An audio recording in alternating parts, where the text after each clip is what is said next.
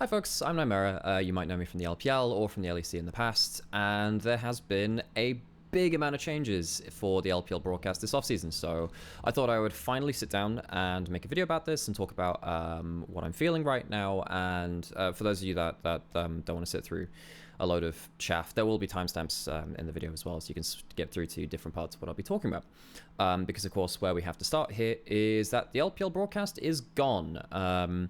After years under being ran through China, then to this last year of 2024 being ran through the remote broadcast facility in Dublin, Ireland, there will be no official LPL English broadcast, and the LPL of course has been the second most successful competitive region in League of Legends history, and it's had a lot of history as a broadcast as well. So what that means is now I currently don't have a job, and a bunch of other very talented broadcasting personalities also don't have that as well. So I'm going to talk about some of the implications of that, and then my plans going through into next year. Because one of the big things which come out of this is the fact that the LPL was it wasn't really the premier broadcast across the world where you get to work out of studio with very high budget and a lot of resources. I did a video on this channel a couple of months ago now about how hard it is to cast in the LPL, amongst other things as well, and I talk about some of the difficulties of that. However, difficult though it was to cast for the LPL compared to an in-studio high production value broadcast, it was still a broadcast surrounding some of the most famous players in the world, some of those famous teams in the world, which one, help archive the league so you can keep up with some of the storytelling and have an easier way to digest that kind of information. And of course, we as talent can then go and represent that region in other venues, other media platforms and stuff like that too, you know, podcasts and other broadcasts. So not having that is a big hit towards the LPL's branding to an international audience and when it comes through to international events. And what it also means is that when it might come for broadcast talent to move on to other roles, you know, not everyone's going to stay in this job for forever, or maybe they want to move on. Where does the next talent come from? Often that has come from the LPL, so that's something which, you know, all of us who are on the LPL would have thought about doing potentially, eventually. Not always, you know, a lot of us love the LPL and we stay there for the love of the region, amongst other things.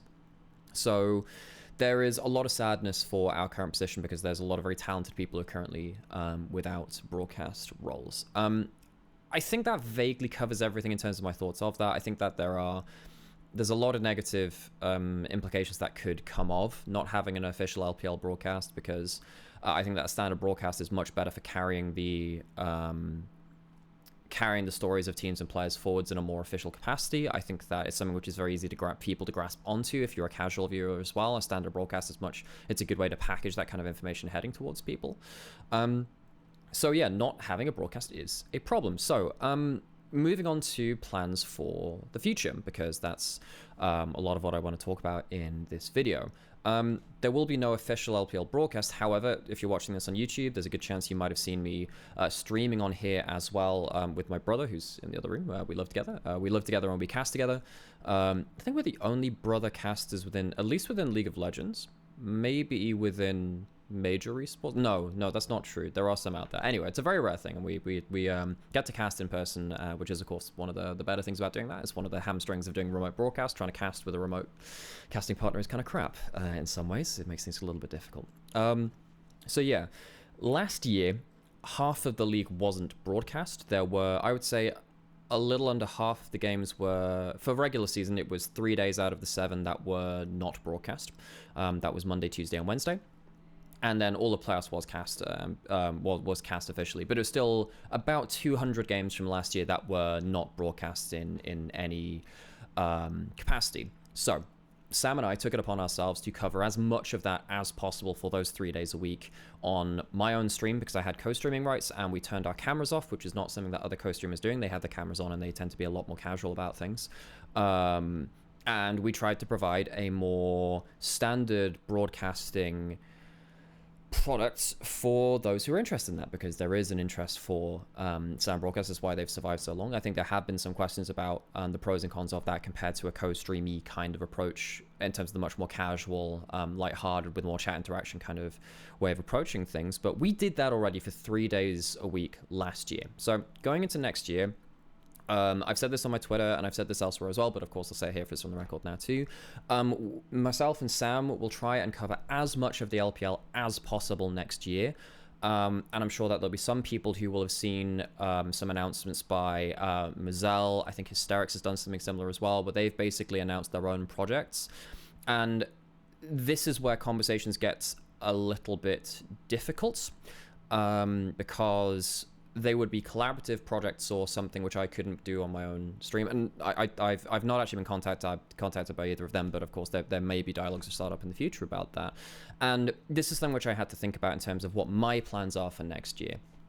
I will be doing largely what I've been doing this year on my channel, but again into next year. So basically myself and Sam casting together from here, being brother casters and people who've cast the LPL now together for a year, and now this will be going into my third year of casting the LPL in some degree. And we'll be trying to do a more standard broadcaster approach, because while I do think that there's a huge audience for co-streaming, that doesn't mean there is no audience for a more standard broadcast to exist for the LPL. And I think that if everyone were to go towards a co-streaming approach, I think that means that everyone's trying to go towards the same niche, and we could do that. We could kind of cover some different ground that way, while hopefully having, you know, healthy competition between different collaborative broadcasts. But of course, there is something now that comes up between, you know, the announcement of an LPL unofficial broadcast coming through, which I believe Mazel and Kelsey Moser have got a hand in. And my problem with going towards collaborating with something like that is that the return on investment of my time for me is very, very low for that, and I have to pay rent. Luckily enough for me, when we were casting things on my channel, there were some very supportive individuals that were gifting a lot of community subs out, that were donating to the channel, and that all comes into my channel. Now, it is a huge amount of efforts to put in, but that is something which I would like to grow, and for me, I would like to pay you back as people who have watched me before, you know, on this channel and on my Twitch and stuff like that. With another year of the stuff that you've been enjoying so far, where we can be that kind of continuation of a through line of a broadcast going forwards. That's not to say I won't be open to collaboration with something like that in the future. However, for me, even though I know that realistically this does mean that we will be cannibalizing audiences with the likes of the LPL and official broadcast, and you know, with the other co-streamers that was already the case anyway, because we were all streaming at the same time. For me, this is something which I hope I can build into something that'll be more sustainable for myself, which is something which I think a lot of casters are worried about to some degree. And yeah, hopefully that'll be something which I can eventually grow into something with stream sponsors, which I'll be looking for next year, to see if there's something which can help pay rent and help get stuff by. When it comes through to the other stuff around this, though, there are some big limitations for all of these products going forwards, which is, for this year, 3 days out of the 7 were not broadcast. Going to next year, 7 days out of the potential 7 days of games will not be broadcast officially next year. We don't have the format out just yet. In fact, I don't know, when I get around to uploading this, maybe, I don't know, maybe they'll have announced it at some point. I know that there were some delays because Rare Atom were exiting the league, so it was a question of, well, okay, does the format change if there's one more or one less team or something like that? And presumably there is. I cannot promise that we will have 100% coverage going into next year. This year, we even missed an odd game when series would overlap when they were played in different locations. I think we only had about 3 games which happened like that. Luckily for us, we got very, very fortunate with that. But yeah, when it goes into next year, when I don't know, well, actually this year as well, we did the 2 best of 3 days when they were not broadcast on Monday, Tuesday, and Wednesday. Obviously, on the main broadcast, most of them were 3 best of 3 days. We could have 3 back-to-back. They are hellish to do, even on the official broadcast, when you don't have to worry about streaming and stuff like that too. That could get a bit difficult, actually. We'd have to see exactly what happens there. Because at some points, it can be quite hard to delay the clean feed, especially when you're doing it on the fly. Sometimes you just have to like miss games and just catch up to the live stream after that point. Sorry, I'm going on a bit of a rabbit hole. There are limitations to doing things from our position, and with stuff like that, and also just I cannot be casting 7 days a week. It's not healthy for my voice, not for that amount of time. I probably cast every day for maybe a 2-week stretch or something this last year, maybe a little bit more. And it does start to grate on your voice, especially when I'm casting with someone like Sam, who's very passionate, and that does mean it brings the volume up a little bit, which means that it's a little bit harsher on my voice. There were some moments my voice pretty much gave out actually last year. and that will be a limitation to keep in mind. However, even with that, there are some ways around that. Now, while it will be on my channel, I'll be aiming to do those streams next year. Sam and I will likely be subbing in and out. So Sam will be subbing out so I can cast with another play-by-play, and I'll be subbing out whether I'm whether we're both busy or we need a break or something to cast with another color caster. And hopefully that means that we can bring on casters which I've worked with before and people who I think really deserve a shot at showing their stuff to a larger audience and at a higher level. So to developing casters, I hope that's something that we can do, because if you are a developing caster right now, it's looking bleak. It's looking really quite bleak. There is, I mean, the NLC broadcast, despite the fact that Los Ratones and I'll Dominate potentially putting teams into there, it's in a worse state than it was in 2022 when actually Sam and I were casting there, so we have very intimate knowledge of that one. God, even then, our NDA finally ran out about that. God, that was a that was a time. Maybe that's a story for another video. NLC was the thing back then. Great team though. We had Jamada, Troublink, Gulborg, Archrom, Hiprain. Yeah, it was a good bunch. Good bunch. Yeah, Viperune as well. Viperune, good guy. But yeah, sorry, sidetrack. That's what happens when I sit down in front of a camera. I start yapping. But yeah. Particularly when we would be putting that many hours into things, when I have to live a life and also potentially know what happens if Sam's on NLC or I have other broadcast commitments. You know, obviously I'm actively looking for them because I'd like to have something which is more stable. I do a bunch of podcasts a week. I think this last year I did maybe 60 podcasts, something like that, between Hotline League, Summoning Insight, Best Damn League Show, and of course Euro League and Complaints Truck, which I do. That's the majority of the podcast I did with Kira and Rich. Time constraints are going to be very, and energy restraints for me are going to be a huge thing. And, you know, I did a lot of work this last year.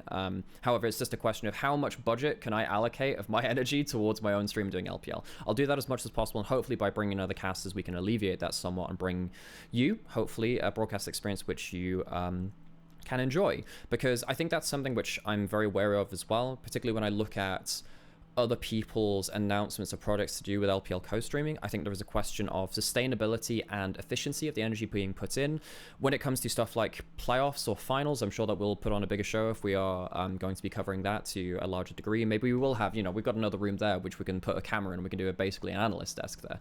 You know, there are things we can do like that, but I probably wouldn't be doing that for a regular weekday. Now, are there people that we can invite on and chat with? You know, I had some great talks with Nymaera Cannon at the League Awards where we were talking about, hey, yeah, maybe we should do something collaborative at some point next year. It'd be really cool to do that. I have a lot of insecurities, folks, and I have a lot of imposter syndrome. So I was like, oh damn, can I really reach out to these people and do stuff? But yeah, no, that was a really good conversation, and yeah, maybe something will come of that. Obviously, no promises. We haven't talked anything solid, but you know, between that and, you know, I don't know whether Trouble is going to be still living in Berlin. Maybe we can do some collaborative stuff too. However, there will become a question of how often can we do that, and will these people have their own projects, and how do we do it on which streams, and a lot of different questions when it comes to that, particularly because we won't have a budget. We're doing this through Twitch subs and potentially stream sponsors when it comes to that. I'm going to be looking into setting up something like a Ko-fi or something like that, or is that how you pronounce it? Ko-fi, that one thing where you can intonate to it. So for those who do want to put something towards the cause of us, you know, paying rent or whatever, or don't even know what we could buy for the stream to make it better. I mean, there's camera kit. I've got this camera. I do have a better mic now as well for like lapel mic stuff. Look, right, yapping again. Yeah, sorry, it has been a bit over the place when it comes to this last stuff. I just want to give you a bit of a insight into my mind in terms of some of the limitations that will come through from kind of going into next year, but the spirit is there. What we will be aiming to do is bringing you a standard broadcast experience, one which can, you know, focus on the players and the gameplay and the teams, whilst also having a bit of fun as well. We'll turn our cameras off in game and we'll have some fun in the break. I mean, this is the thing that we've been doing this last year, where we kind of take on a bit more co-streamy chat interaction stuff while we are between games. Maybe the cast will get a bit fast and loose because we don't have to adhere to broadcast regulations as much, but largely we want to make sure there's continuation of a standard broadcast, and hopefully that can coexist with other people's initiatives at the same time, and hopefully it will give us something which we can live off a little bit. And yeah, I think that's largely what I wanted to say. I can't promise in terms of who will be involved. Obviously I know Sam and myself will be involved, but that's kind of it. So I've been yapping for about 15 minutes. If you have any questions or things you want clarified, obviously ask in the comments. Keep your eyes open on my Discord and my Twitter and other socials for other plans which will come up. Yeah, there's a decent chance that I'll be trying to find more ways for people who donate and subscribe to feel like they've actually been rewarded for that, besides just supporting the channel, whether that is, I've seen some stuff in, the Hotline League, Discord, and Last Free Nation, where they have, subscriber sections where people can ask topics or decide on topics of next videos and stuff. I haven't really decided if I want to do something like a Patreon. That's not necessarily something which I've done much of before, and I don't know how much effort. Again, the energy budget is going to be pretty big for that one. But yeah, this has largely been just me rambling about commiserating the death of the LPL, thinking about plans next year, and giving you a window into my thought processes of what could be the limitations going into next year, but also promising that we will be continuing to do as much justice to the LPL as possible, as long as it is financially and